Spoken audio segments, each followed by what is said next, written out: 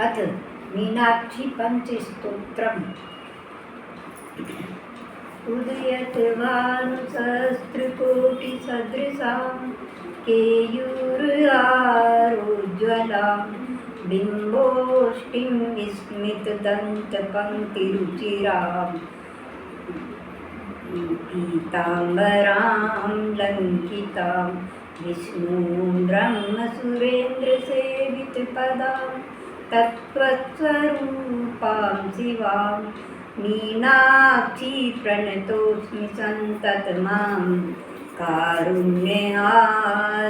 निधिं मुक्ताहारलसत्किरीटरुचिरां पूर्णेन्दुवक्त्रप्रभां सिञ्जन्नूपुरकिङ्किणिमणिधरां पद्मप्रभाभासुरां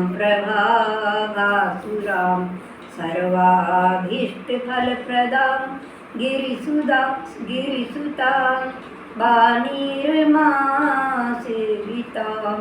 मीनाक्षी प्रणतोऽस्मि सन्ततमां कारुण्यवारां निधिम्। श्रीविद्यां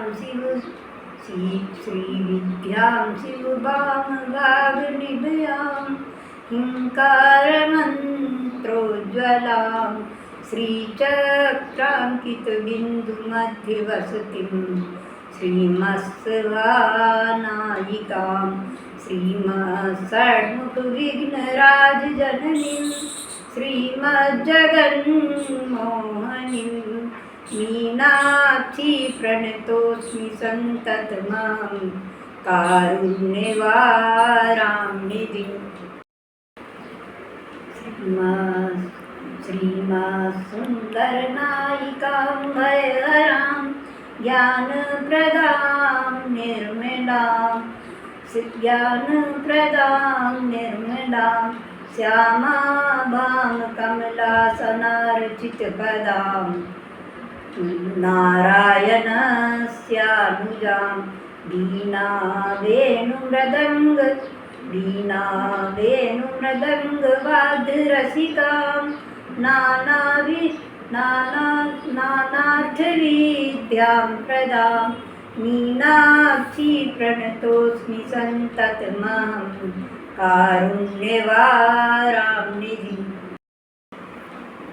नानायोगिमुनीन्द्रहस्वस्ति नानार्थसिद्धिं प्रदां नानापुष्पविराजितां घ्रियुगलां श्रीनारायणार्चितां श्रीमन्नादब्रह्ममयीं परात्परतरां नानार्थतत्त्वात्मिकां मीनाक्षी प्रणतोऽस्मि सन्ततमां कारुण्यवारां निधिम्।